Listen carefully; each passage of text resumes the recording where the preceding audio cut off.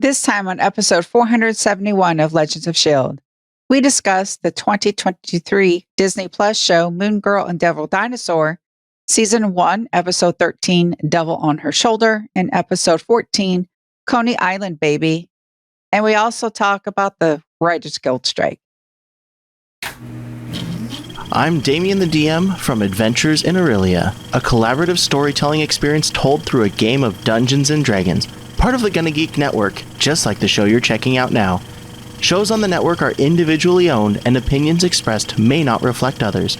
Find other epically geeky shows at GonnaGeekNetwork.com. You have been granted clearance by Director Alfonso Mack Mackenzie. Stand by for a S.H.I.E.L.D. debriefing.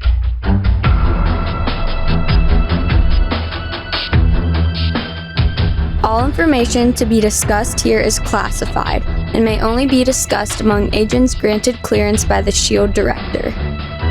Now it's time for a scheduled debriefing. I'm Agent Michelle. I'm Agent Chris.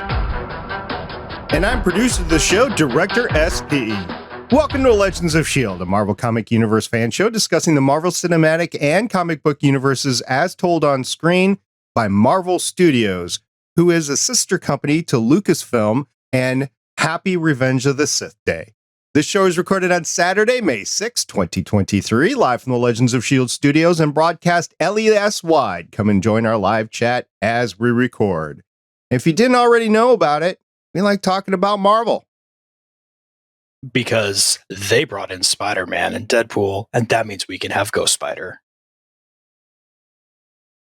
If you'd like to talk to us about Chris's dream finally coming true, you can visit our website, legendsofshield.com.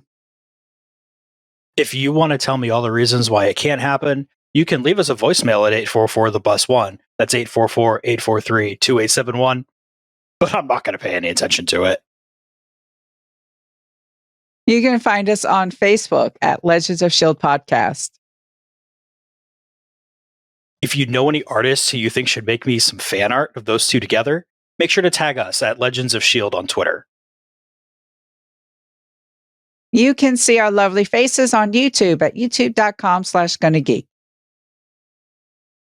If you want to see if I know how to talk about anything else in the entire world, head on over to our Discord server at GonnaGeek.com/Discord.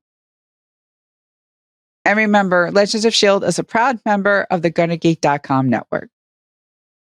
Agent Lauren is not with us today. She stood in line all night long at her new local comic book store. It is Free Comic Book Day, and she is delving into that hard.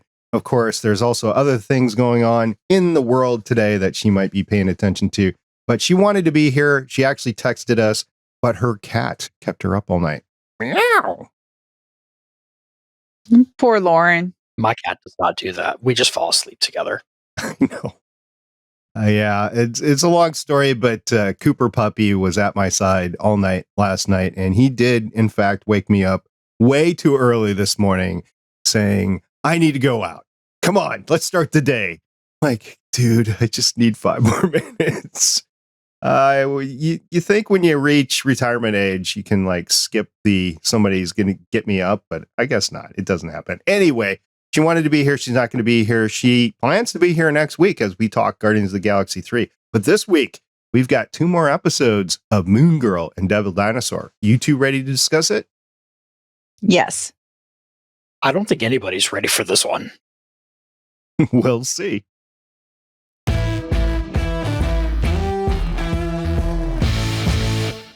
Moon Girl and Devil Dinosaur, Episode 13, Devil on Her Shoulder, premiered on Disney Plus April 15th, 2023. That's usually tax day in the United States, but it slipped a couple of days because it fell on a weekend this year. Episode 14, Coney Island Baby, premiered on Disney Plus April 22nd, 2023. Michelle, how about we run down some of those great IMDB descriptions so we figure out what we're talking about? Devil on Her Shoulder. Feeling insecure about his size, Devil convinces Lunella to create a potion to make him temporarily small.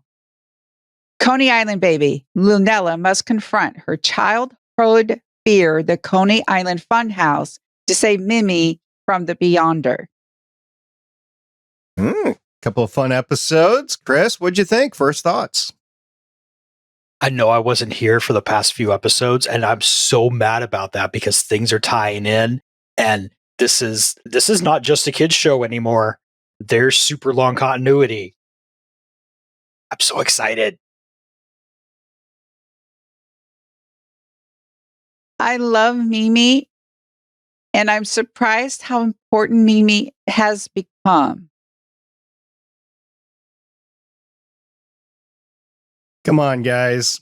If a kid is doing super science, there has to be some oversight. It's just, it's never good for anybody to do super science unsupervised, especially kids. So I appreciate the desire to create and the imagination. On the other hand, it's like, yeah, you might want to consider a thing or two along the way. Again, just because you can doesn't mean you should. All right. So with that, we're going to start a discussion. We're going to tie in to realizing that you being you is okay. I feel like we've talked about this before because we have, but it's still a very important thing. It's just here we get to see it through the eyes of Devil Dinosaur and him just not getting to do all the fun things he wants to do and hang out with his friends because he's just a little bit bigger than them. And I don't know, it's fun to have another way and a completely different way to get the same message because this is a really important one that I think a lot of people need to hear, especially right now.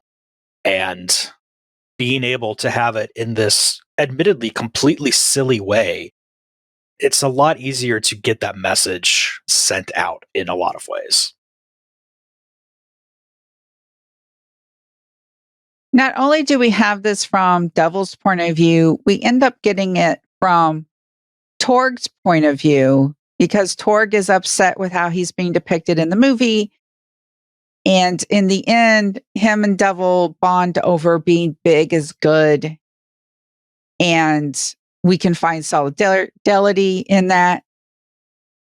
And I have to admit, I was very surprised that Devil's jams are like a 1960s feel-good psychedelic number. I loved it. Yeah, little visions of the monkeys or the Partridge Family fell in there. Maybe a little bit of the Brady Bunch, that sort of thing. When you're talking TV, but I know there's more than that, right? So yeah, that was interesting. Where Devil was rocking the retro. Plus, Devil plays bass, and bass players are just cool. Yes. And he learns that being big is beautiful. You can just about understand what he's saying now. I mean, it's a little tough to speak Devil.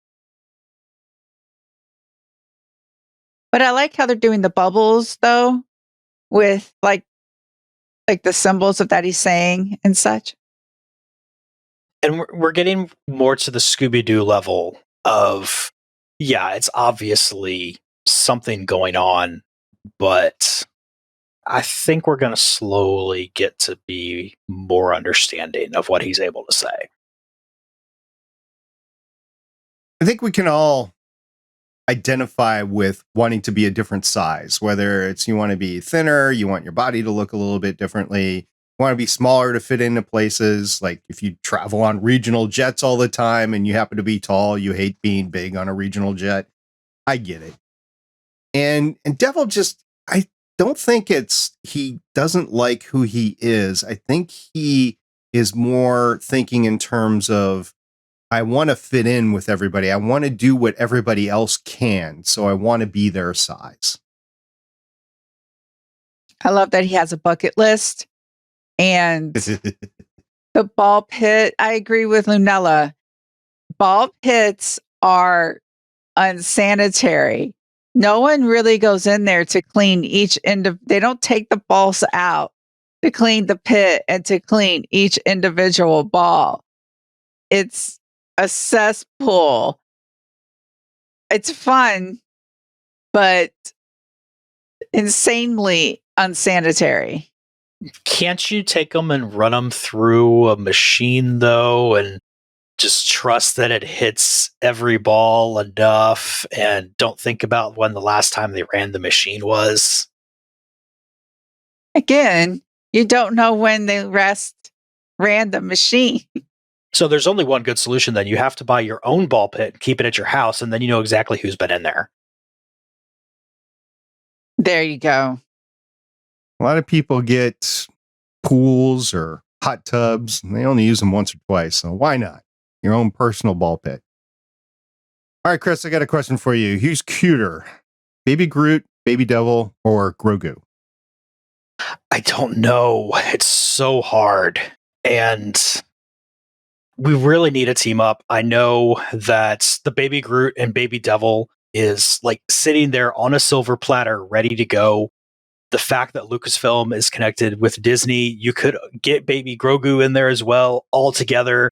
I just really want to see all of them running around, being their baby selves. I'm envisioning this kind of like a Muppet Babies situation. And oh, that would be so much fun. And we need it right now. I have a soft spot for Baby Devil because I understand the body size issue, and who can resist the dino puppy eyes that he was able to give everyone with that? Oh, look at me. And Lunella's like wants to be really disappointed in him, but he's like, "You're so cute. Stop being cute. Stop it." I mean, Lunella basically reverse engineers and then improves upon PEM particles, right? And that's dangerous in of itself because the quantum realm can really mess up everything. So it's like, ooh, you're going to send a devil dinosaur in there? Yeah, that's going to be fun. I mean, this is problematic. But then she got Casey to help mix up the cure that she got from Dr. Foster. Lab Casey with her safety glasses and her lab coat. That was pretty awesome. That she just dived right in. You know, this is not her forte, but she just dived into it because she knew, like, I'm the only one that can do this. So she just went in and did it. And it's what Lunella said later about Mimi, that being brave, and this is getting into the next episode, but being brave is what you do when you're scared, basically, right? So I got to hand it to Casey. She's still my favorite character in this whole thing. And I think it also really showed that Casey is paying attention to everything, because there's no question. She threw the glasses on, she threw the coat on, she pulled her hair back. That's like every safety rule possible that we could see. You know, can't see what kind of shoes she had. But other than that, like everything my high school science classes ever wanted people to do, there you go. She's following all the safety rules. If you're dealing with a PEM particle solution, I think I would go in with a full, like, level 4 hazmat suit. I wouldn't want to get any of that on me. Well, she's in a time crunch. Also, she's showing off her expertise because she's the one who found how to get in contact with Dr. Foster. And that's scary because she's right. If your social media profile is public and you do like something, unfortunately, I love K-pop. Unfortunately, some of the fans are toxic and they go too far. They actually look at the group they stan and they will go through their social media and actually analyze what they like and who they follow. And if they happen to be human and like a certain photo or happen to follow someone, they will make it go big. And I've seen shows and just like little interviews where it's like, you know, where one's like, you don't even follow me on Instagram. And the guy is like, you realize that if I followed you on Instagram or if I liked any of your pictures, the people who think we're already kind of should be dating will think we're actually dating. And she's like, oh yeah, we have that other layer of pressures. So being able to find him because he liked one picture 3 years ago, believable. It's kind of scary what all the AI is able to pull up now and make work and make connections. And Casey might be a robot. We haven't really seen anything to prove that she's not yet. She's too fabulous to be a robot. Also, here's something interesting. Dr. Foster recognizes Moon Girl. Well, she's in the news and she's got a website and social media. So, of course. All right. And she has Devil. I was just saying that the hashtag It's All Connected is actually, it's doing its job in this cartoon because we're getting some connections to S.H.I.E.L.D, the Avengers. Yeah. So that's one of the reasons why I'm glad we're watching it. I know it's not targeted to most of us, but now we're finding little seeds here. And Chris thinking that we can now bring in SpiderGwen, which for those of you who don't think, Chris, could you explain why you think they can bring in SpiderGwen now? So you have the rights issues between where Spider-Man can be used and where all the Spider-Man characters can be used. But because Devil, while he was little, one of his dreams on his bucket list was being able to go to school. So he went to school and he told Professor Devil, because of course he was both sides of this conversation, that Deadpool does not equal Spider-Man. So not only do you have the Sony connection talking about a Spider-Man character, you have the Fox connection talking about a Deadpool character. And that makes almost every toy on my desk very happy because most of them are some version of Gwen. Understood. So we have the next episode, Coney Island Baby. Who's not afraid of clowns in this podcast? I'm not particularly afraid of clowns. I'm not a big fan of them or anything, though. Okay. Yeah, I'm not a big fan of clowns, especially when they start to get aggressive. And some of them, they get aggressive just because it's the type of comedy that they're doing. But anyway, I don't blame Lunella from being afraid of clowns. And it's not really clowns. It's the horror house that she's really afraid of. But still, I'd be afraid of clowns. I don't blame her for that, basically. Anyway, other people are like, so, whatever. But also, she's afraid of like everything Coney Island, like the rides and everything. Well, she was 5 and she got separated from Mimi. I don't know if any of you have ever been separated from your parent in a public place. I remember being separated from my mom for a little bit in a grocery store. And I remember standing still and just yelling for my mom. And then she found me. The separation wasn't long, but it felt like an eternity. And I actually, still remember it. And I was, 6, 7, around that age. Like I was barely older than Lunella. And that time feels like an eternity.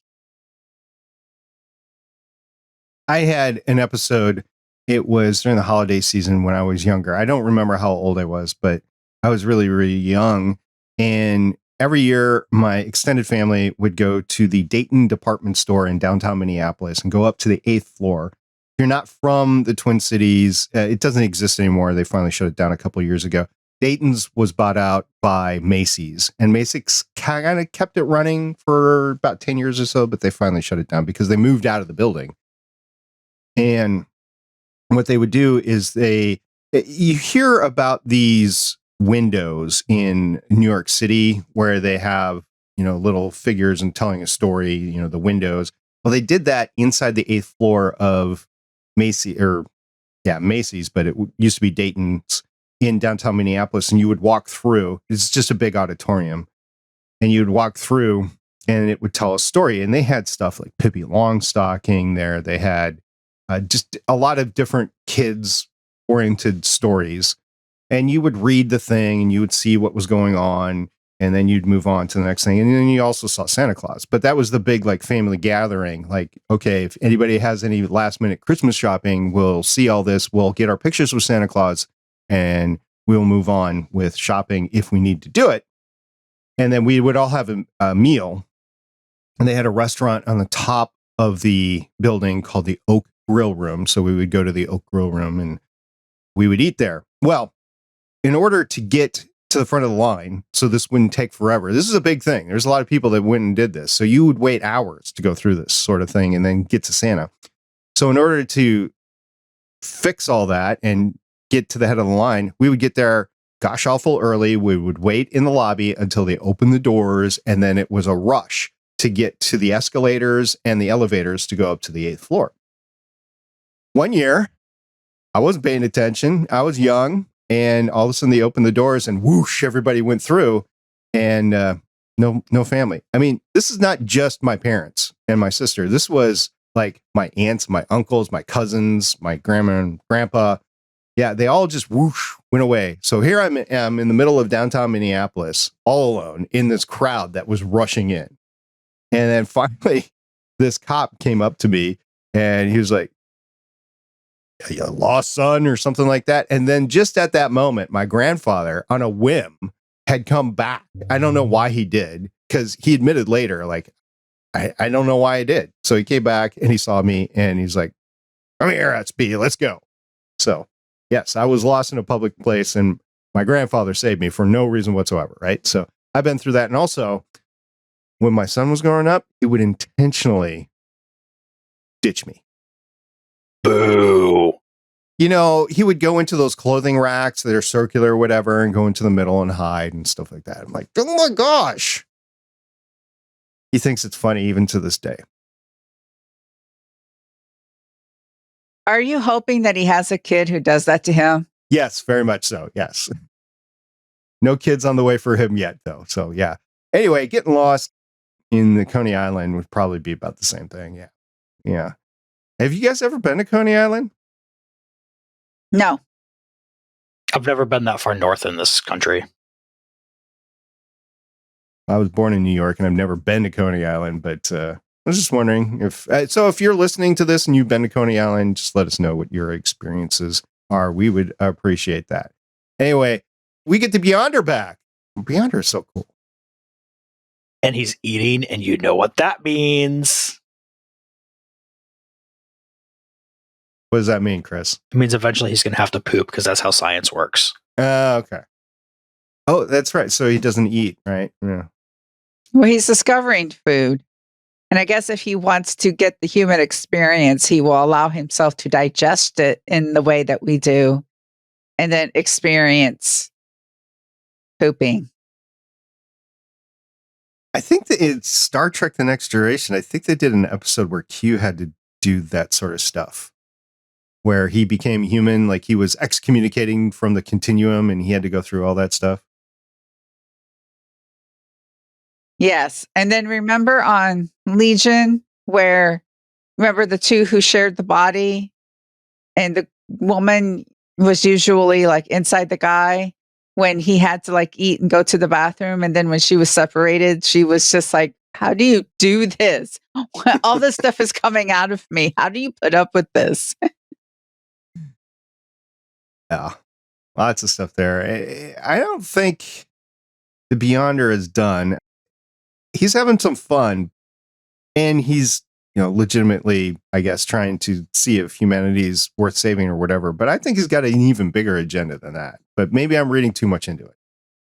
Oh, no, there's no way you're reading too much into this. Part of the problem with me not being here for the past 2 episodes is that we watched all 6 last night.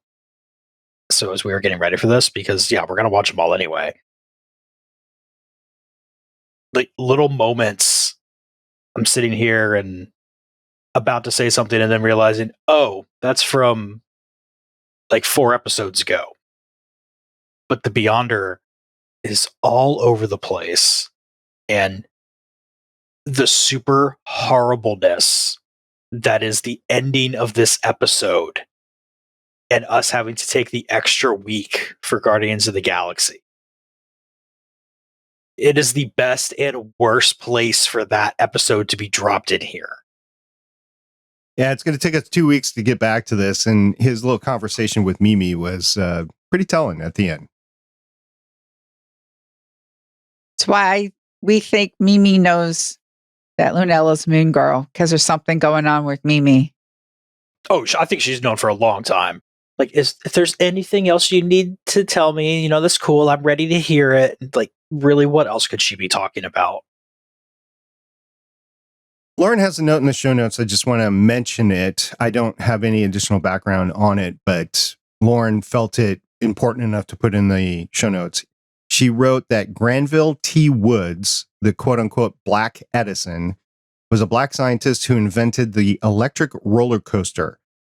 He had many of his inventions stolen, but she wrote, fascinating guy. You guys know anything more about it than that? Unfortunately, I do not. Same here. Ditto. Okay, so maybe when Lauren comes back in 2 weeks, we can explore that just a little bit more before we get into the rest of the episode. Do you guys have anything else that you want to talk about these two? I do like the message that bravery is how you handle fear. Fear is part of life, and having fear makes us stop and think, should we do this?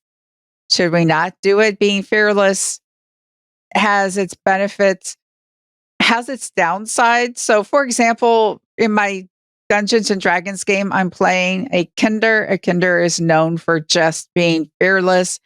And because of that, I'm playing into it because I really enjoy the role playing part.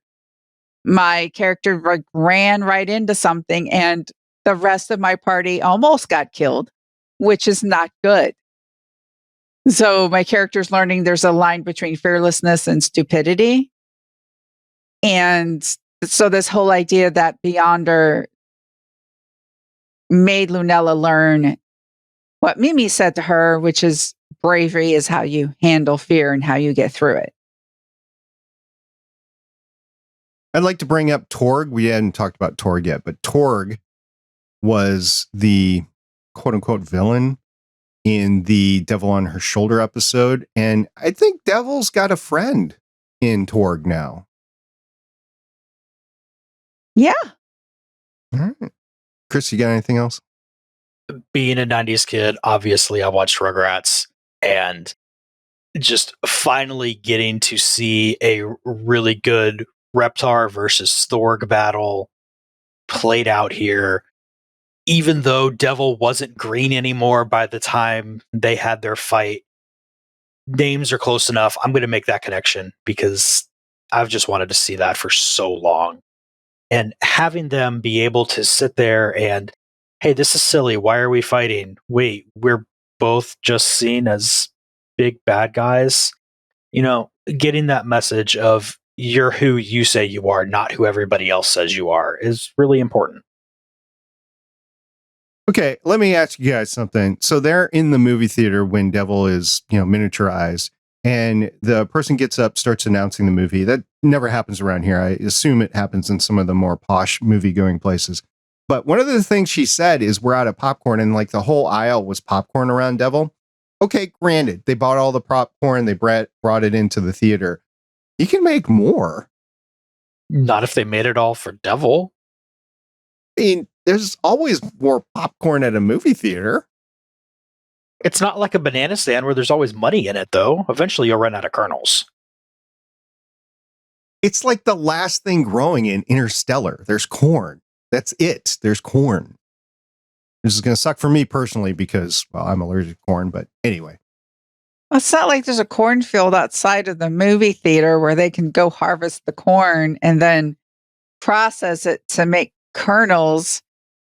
They have a limited supply. Of course, one would be surprised if they did run out because, as you said, there seems to be an endless amount of popcorn. But we're dealing with Devil Dinosaur, our wonderful T-Rex.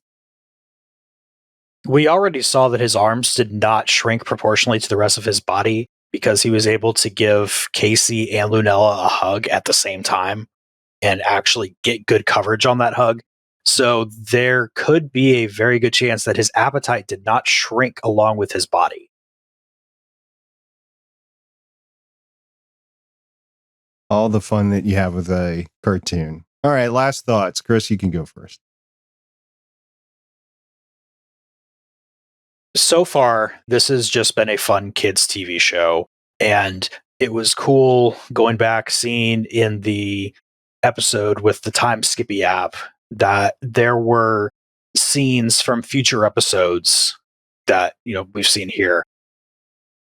But the fact that this is all of a sudden with the ending of Coney Island Baby, oh, hey, this is connected, Mimi, you're really important. Something's going to happen here. I think this is going to be one that people are going to realize that they should probably go back and watch, even if it ends up having some kind of supercut of the important moments.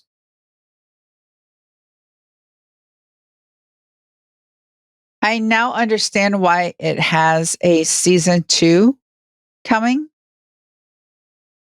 because the show has subtly gone into the hashtag it's all connected. Well, we got 2 more episodes left. I did check again. There's only a total of 16 episodes right now. And I don't know if that's how many there were or whatever. I've just been going off of how many episodes are at Disney Plus. So we should be wrapping this up, basically, is what I'm trying to say, in 2 weeks. Next week, we'll be talking about Guardians of the Galaxy Volume 3. Michelle, you and I talked about when we were going to go see it. I'm thinking I'm going to have to take Monday off because of something needs to be fixed around the house. I think I'm going to have to take Monday off. I have some contractors coming over. I might be able to go to the theater after that. So I think that might be when I see it. Chris, when are you going to see it? I'm going to go see it tomorrow, and then we're going to go out to eat, and then I'm going to talk to somebody about giant robots. Okay, that's good. Michelle, when are you planning on seeing it? Have you changed your mind? It looks like tomorrow. Okay. Well, and we will be discussing that next time. We are looking forward to your responses on Guardians of the Galaxy Volume 3. So if you have anything, go ahead and hit us up on Twitter. Send us an email. You can send it to StargatePioneer@GuineaGeek.com, or go ahead and catch our phone number. We have a phone number, and you can leave, I believe, a 2-minute voicemail. So just forewarning, you only get 2 minutes. And that is 844-THE-BUS-1 or 844-843-2871. All right now we're going to move on to not just a Marvel news story, but something that affects all entertainment in TV and film. And we're going to give it our best shot at what's going on. So see you guys in 2 and 2, as Chuck Woolery used to say.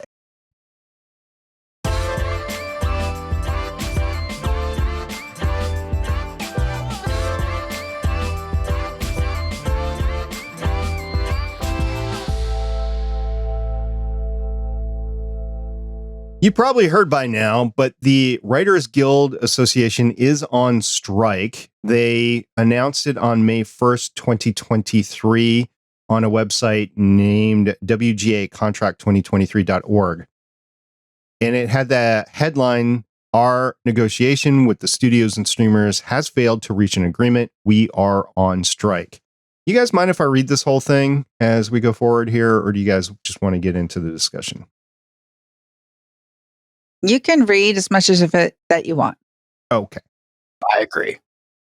Dear members, we have not reached an agreement with the studios and streamers.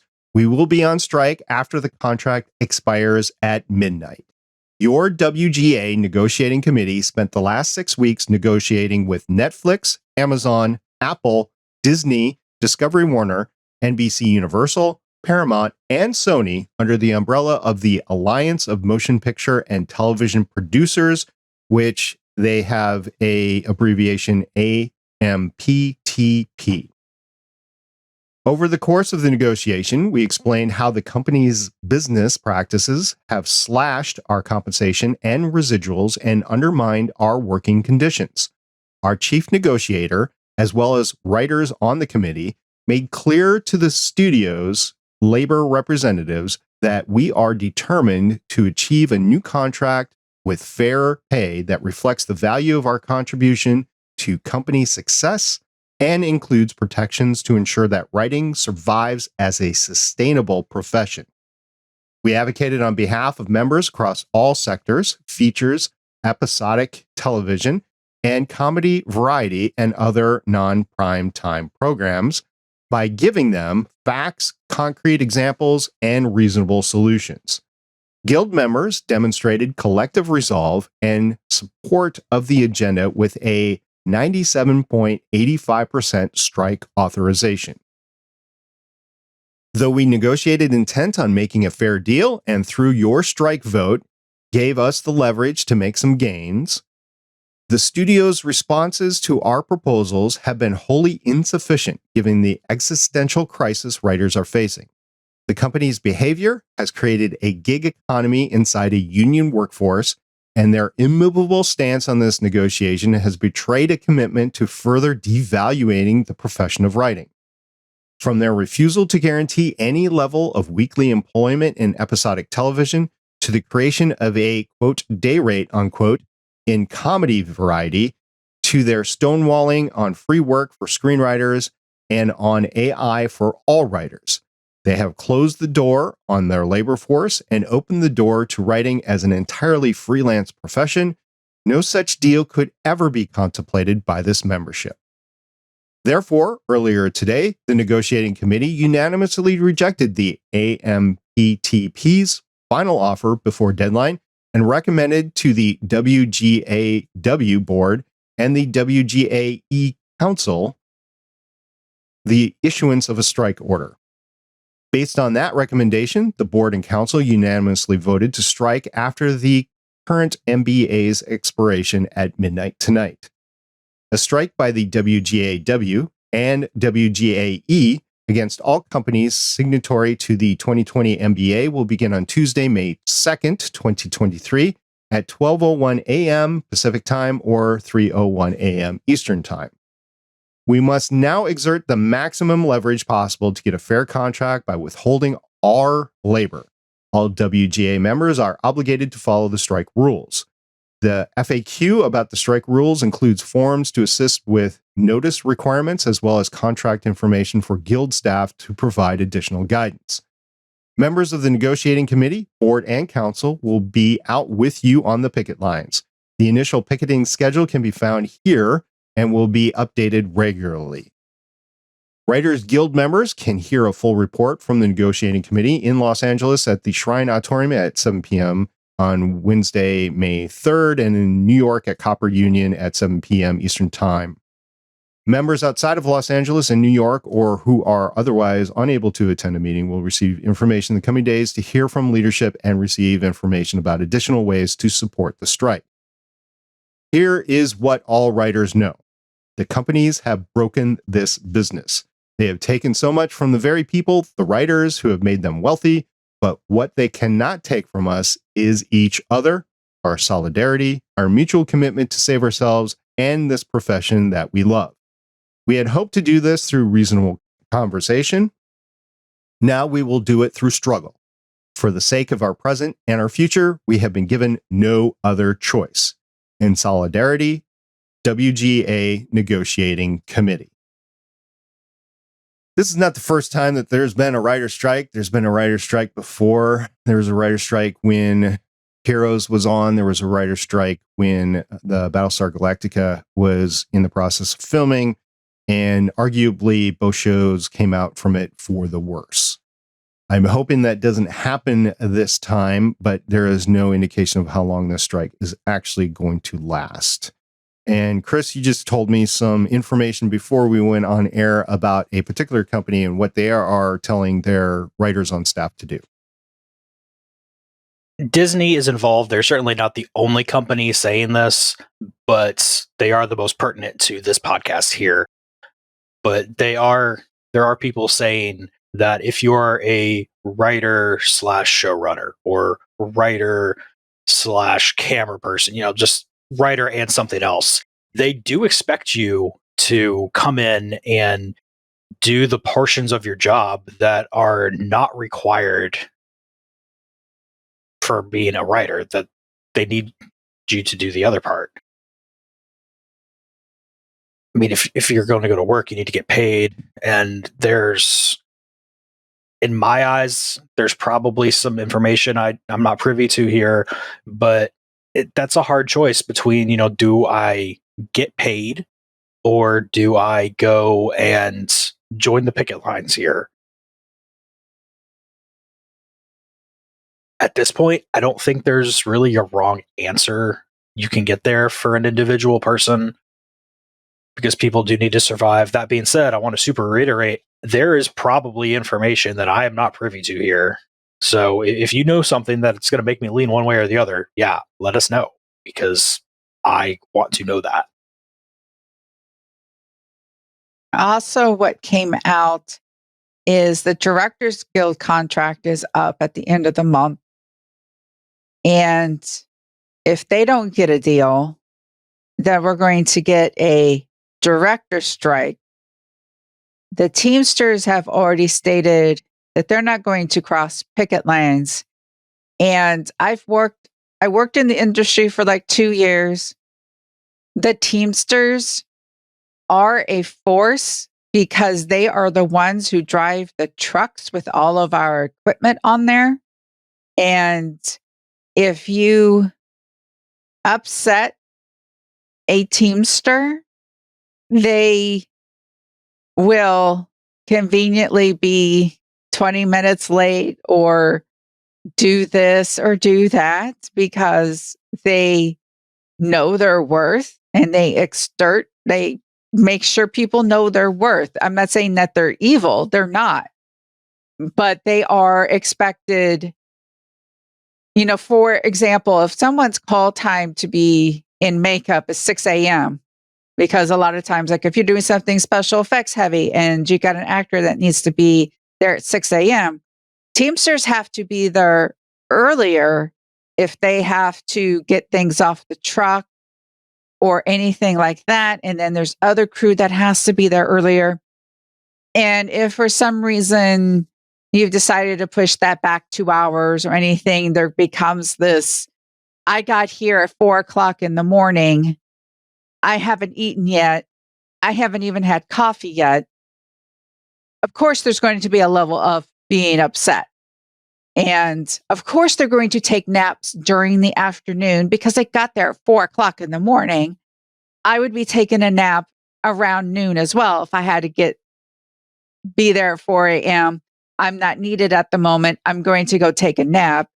I'm not going to be upset about that either. But the Teamsters are sticking by this. There are some others who are. And if we get a director's strike as well, considering how many directors and writers are also producers, we're just going to get a stoppage of productions. Like if you thought the stoppage of production for the pandemic was bad, we're going to go through that again. I know for some of us, it's like, okay, we can catch up on things, but there is a chain reaction in Hollywood when it comes to this, because now the gaffers, the camera people aren't going to be working, catering people aren't going to be working, makeup artists, prop people. There is this huge ripple effect that a lot of people don't understand when it comes to just, the writers are on strike. Some things can't be made. Hundreds of people.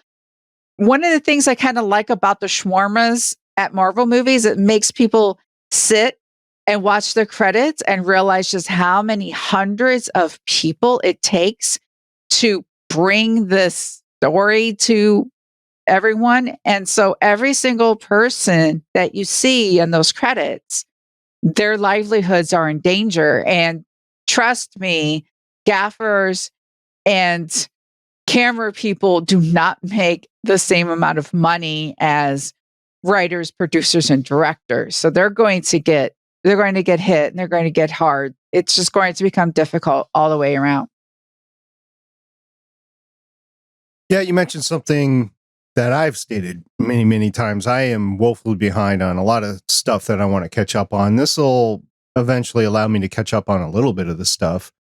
But at the same time, I'll be sad because there isn't anything new. I really enjoyed this winter and this spring as I was watching The Mandalorian, as I was watching The Bad Batch, as I was watching even this, the Moon Girl and Devil Dinosaur, which are all new stuff to me. I also caught up on a few things, but I did enjoy that. And I'm going to miss not having that as we go forward.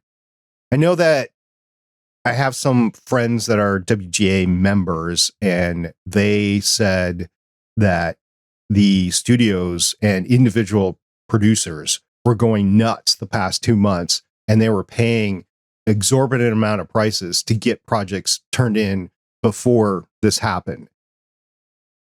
It gave a lot of people a chance to stock up on some money, but eventually this is going to hurt a lot of people, like you just said. So there is a bonus for just an average consumer, but there is a detriment as well as you move on. And the way I understand it, there are two contentious points among everything that the writers are asking for. One, we kind of explored earlier, a couple years ago, when the Black Widow movie went out and Scarlett Johansson was saying, well, you broke a contract by not putting it out in theaters and you streamed it only, and my contract didn't have any streaming things in it, so therefore you didn't pay me. And then she sued, and she eventually won that. So there's streaming rights, even with writers, there's streaming rights that just aren't in the contracts these days, and the system hasn't caught up to that. So the writers are asking for their fair share of money that's given via the streaming stuff. And the other thing that I've seen, and you guys, if you have another contentious point that I'm missing with these two, please chime in. The other thing that I've seen is the use of AI in writing. And how is that going to be compensated in the training models? Like if you give and this has gone on with in the imagery with like DALL-E and those sorts of things already with artists and graphic artists is, okay, so you're training this AI on this stuff that exists. Do I give the right to do that? Do I have any right for my stuff to not be included or to be compensated in the training models for new AI that is being set to do that sort of stuff? So I think that those two alone are going to be very interesting as this workforce continues to survive as a profession, as they stated in the WGA. So did I hit two of the main contentious points? Are there others that I've missed? The third one is the gig economy, the reduction of having staff writers on a television show, bringing in a writer here, a writer there, meaning they only get paid for one episode. And they're not knowing if they're going to get another episode. So turning it into a not being able to have a steady source of income. There's a reason why the film pay, because you write one script because it's a film, it's supposed to be more complicated, is different than if you're a writer, a regular writer on a television show because you're getting regular employment. And now if they're switching that up and they're just doing freelance work, which is sometimes, like that's how you're supposed to break into the industry. You're supposed to do spec scripts and then you're hoping to get hired for either doing a movie or doing some TV shows and then eventually making a show or getting a deal to where your scripts get a first look deal with this studio or this producer. And that seems to be declining. And they're right. They need to make sure they have a steady source of income, which is the big point. Residuals. The big thing are residuals. There are actors and writers, directors who are still living off of residuals of things that they did like 2 to 5 years ago. So I ran into one article on the Hollywood Reporter that was focusing on the effects of the movie strike on Marvel itself. And they went through Blade. They went through Captain America: The New World Order, which is filming right now in Atlanta. The TV show Agatha: Coven of Chaos.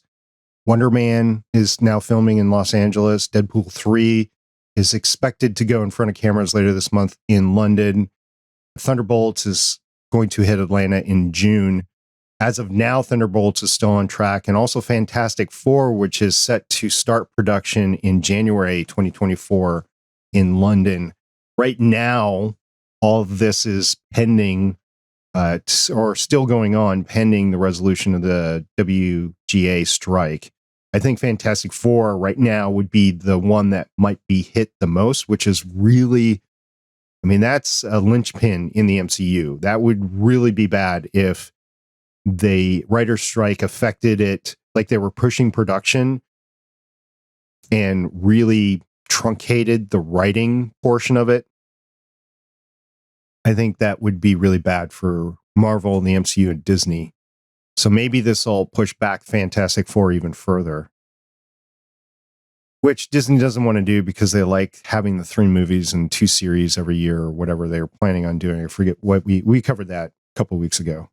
So there is effects to the Marvel universe. We will keep track of it as this strike goes on. I don't anticipate it being solved anytime soon, although maybe, right?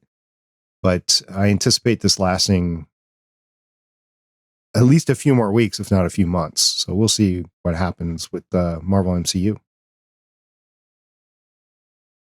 I mean, as usual with these kinds of things, it will last as long as the writers feel like it needs to get what they need, and as long as the Motion Picture and Television Producers Alliance is willing to sit there and, until it starts hitting their pocketbook.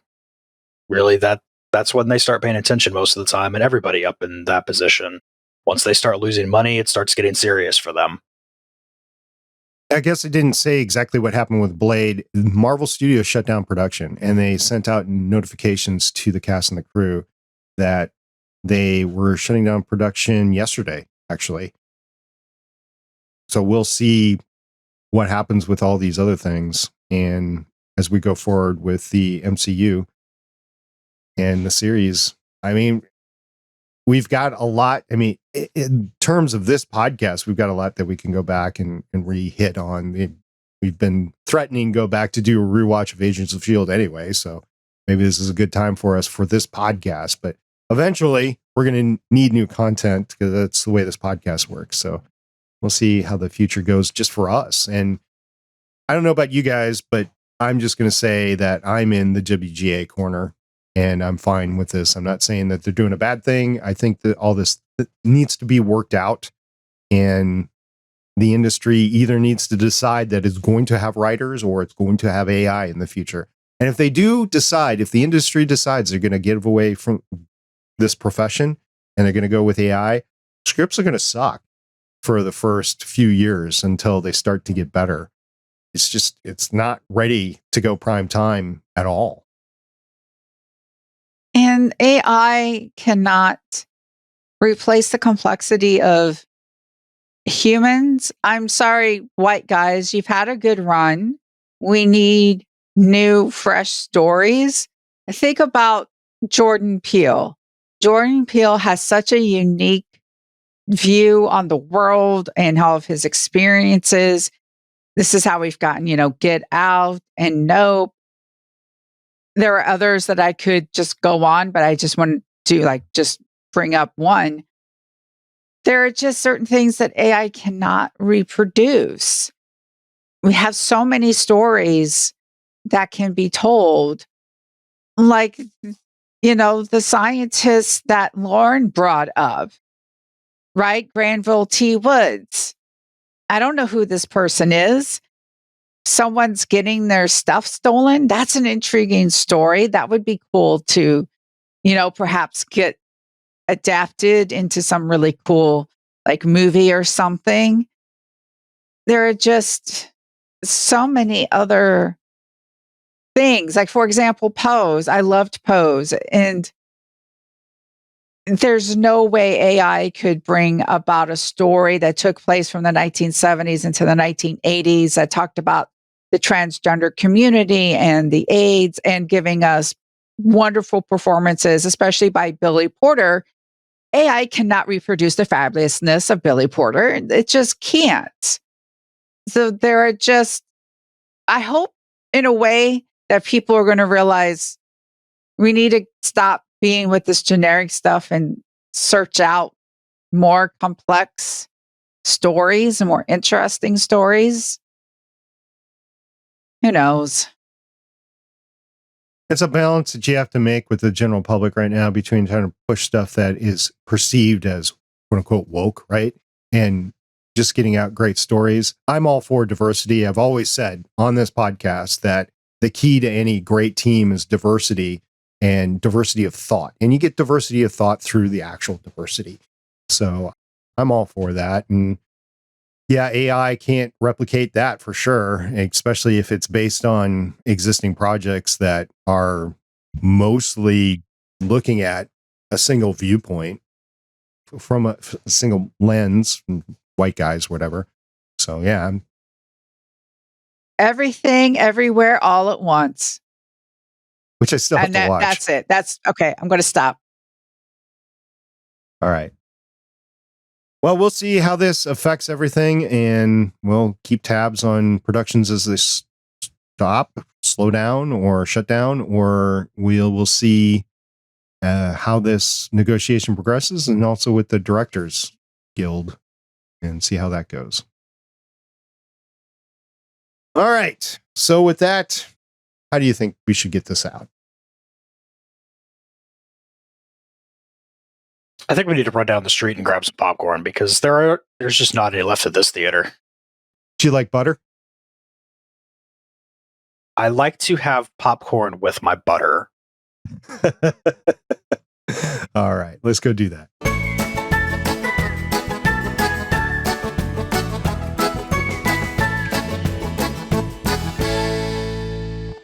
Thanks, everybody, for sticking with us. We have had at least 2 podcasts on the Picard Season 3 on the Gonna Geek Network. There was the Gonna Geek Spectacular 400 episode that was just published over the weekend. And we also had Smoking and Drinking in Space cover the Season 3 of Picard finale, which is also, in my opinion, the Star Trek The Next Generation finale. So all that's going on over there. Don't forget other comic book related properties like Play Comics podcast, like Smoking and Drinking in Capes, and also our friends over on Capes on the Couch. You can find all of that over on gonnageek.com. I'd like to thank everyone who interacts with us, whether it's Twitter or Discord. There are some great conversations that happen in Discord. We really appreciate it. Yes, everybody who comes and shares their opinion with us, tells us how smart everybody is or how dumb I am. Sometimes I try to be dumb on purpose. I think you guys have picked up on that by now, but it has been great, and I just really want to see more of it. All right, we will be talking Guardians of the Galaxy Volume 3, the finale, and all of it next week. Till next time, I'm SB. I'm Agent Michelle. And I'm Agent Chris. Bye. Bye. Bye. Remember to press all the fun buttons. Thank you for listening. If you want to leave us feedback, go to gonnageek.com and you will find all our contact information and other shows. You can also visit legendsofshield.com where you'll find our complete archive of podcasts. The music heard on this podcast is by Kevin MacLeod, found at incompetech.com, and also artists on pond5.com and audiojungle.net.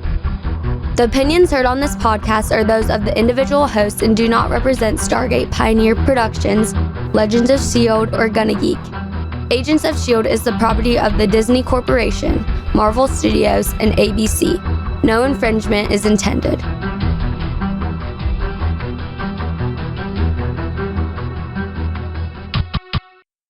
Legends of S.H.I.E.L.D is copyright 2013 through 2023.